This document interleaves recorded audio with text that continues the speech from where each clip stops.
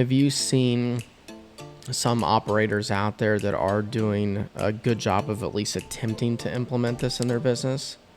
Yes, more few and far between for Okay. sure. But the ones that are embracing it and using it the way we're describing as efficiency, it allows them to just do more with less. Gotcha. Not necessarily less people, but it allows them to do more with less time spent. You mentioned it yourself, doing your marketing Yeah. post for social media, right? That Yeah. generated phone calls. We are in the content business, right? Yeah. Honestly, we are. Yeah. If you're a dealership today, how do you build followers and how do you build traction in your business? And it needs to be focused on things that create a different experience for the consumer and content they can digest, right? You and I had this conversation yesterday where I asked you about if you called up about a vehicle that you had interest in at a dealership, Yeah. and without you even asking them to, that they went out and did a virtual test drive and sent that to your phone, Yeah. how much more likely would you be to at least strongly consider doing business with them over someone else? Very likely. For multiple reasons. It exceeded my expectation. And then there's this, and I'm bummed that I can't remember the term. There's a term for it where even like the psychology behind it is like, because they went and did this, I almost have more of an obligation to reciprocate back in that 100%. relationship. 100%. Because they've made an investment in the relationship. Absolutely. Right? Yeah. And once again, and man, I know we've hit on this a lot, but I'm going to keep saying it because it's the truth. But you're taking that from being transactional to being a relationship. Because if I had someone do that for me, not only are they helping like in that moment, but that's someone I know like, oh, like I can go back to John every time. 100%. Because I could ask him to do that for me. Like, hey man, I can't make it. I'm really interested in this. I know this is flying off the lots pretty quick. Can you at least do that virtual test drive on this one Yeah. for me? Or Yeah. maybe they decide after that you reconnected with them, that now they're going to bring the vehicle to your work, to your location, and let you drive it around the block because you're busy. Yeah. It's differentiation. right? Absolutely. But it has to start with doing something different than what everybody else does. right? Absolutely. I'm going to tell this super quick story Yeah, about please you do. specifically. Okay.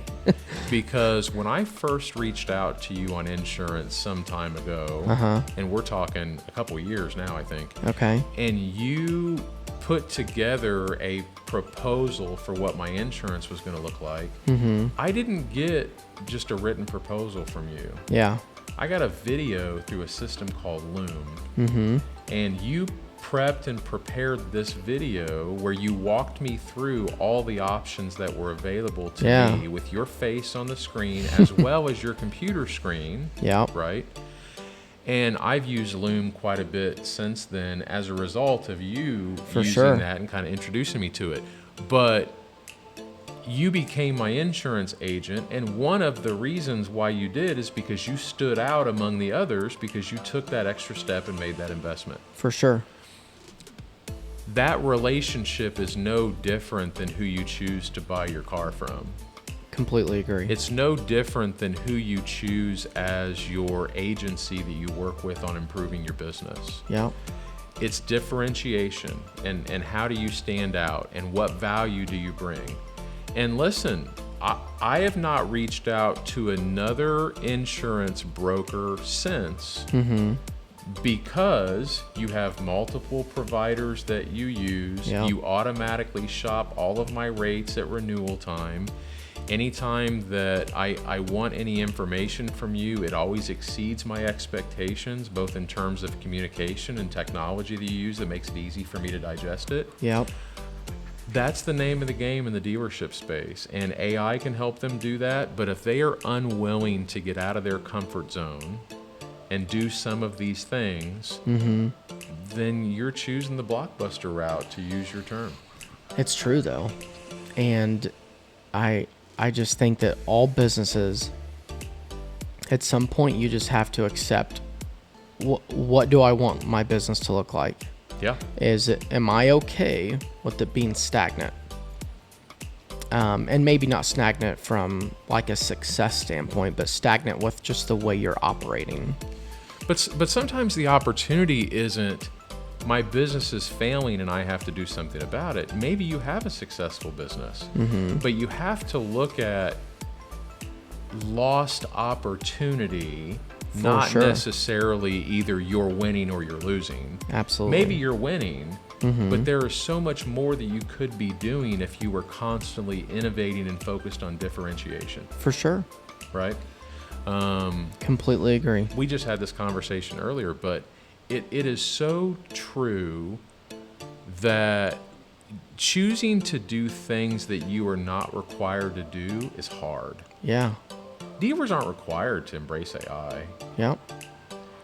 Dealers are not required to offer virtual test drives to customers. Dealers aren't required to send a mobile service technician out to a customer's home and work on their car in their driveway. Dealers aren't required to do these things, but if they're willing to, this is a game of inches. And those inches matter. And they especially matter between being a top operator and just taking the status quo. For sure. Yeah, so I that's the word of the day as we're talking about AI is don't be afraid of innovation. Yeah. Embrace it. No, I agree.